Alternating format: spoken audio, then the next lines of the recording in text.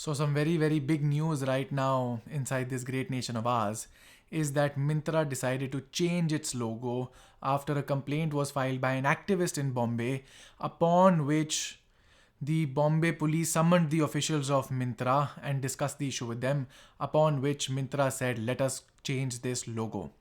Now, the offense which I looked online, I could not really find the relevant ingredients with which the complainant tried to charge Myntra with, but in all probability, my best guess would be that it would be under section 292 of the Indian Penal Code, which talks about obscene material.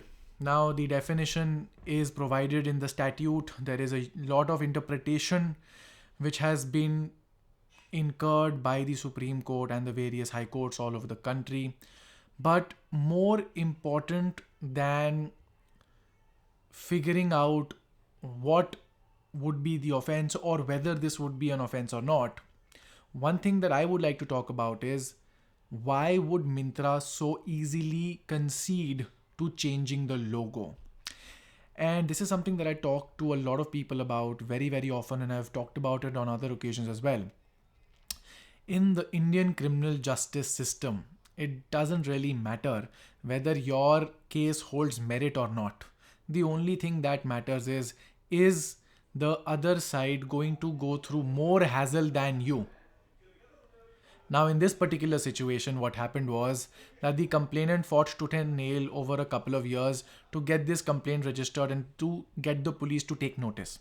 Now, I cannot say it with absolute certainty, but from my experience, I can guess that in all probability, the police says rather than get into a debate about whether this is actually offensive or not, let us just call Myntra and ask them their opinion. And now Myntra comes and says, all right, it's a bailable offense, so we will not be arrested. None of our officials or the creator of the logo or the CEO will be arrested. But at the very least, because it's a cognizable offense, in all probability, there is a very, very good chance that an FIR will be registered. FIR will be registered, the police will conduct its investigation, which means a free rein hand in going and extorting money from Myntra, going to the offices of Myntra, laying claim to any and every document that they have in their possession to their heart's content. Something which would cost Myntra crores and crores of rupees in inconvenience and several more crore rupees in legal fees just because it is the billion-dollar behemoth Myntra.com. And so therefore Myntra said, we keep changing our logos a couple of years anyways. It doesn't matter. Let's just change this logo.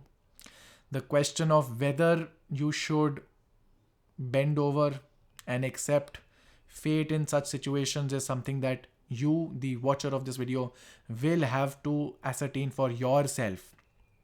All I can tell you is Myntra definitely would have had to go through a lot of trouble just to fight out this thing if they wanted to on principle. And with quite a bit of certainty, I can say that there was nothing so vulgar about this, keeping in mind the times of our nation. And what I find to be the most funny, of course, which the general public also resonates with, is that nobody even looked at it from that angle except maybe a few perverts who reportedly the complainant saw giggling at this logo at a party around 3 years ago. And when the complainant asked what is so funny about the logo, two gentlemen perverts told her that this resembles a woman having spread her legs. And that is the reason why now, after 3 years of painstaking effort, the complainant was finally able to get Myntra to notice and then to make this slight modification in their logo, which also is a laughable thing in itself. A great lesson for all of us to be learnt over here. So let's not deprive ourselves of that. If in the future you wish to take out revenge on somebody or somebody wishes to take out revenge on you, this is something that you need to keep in mind.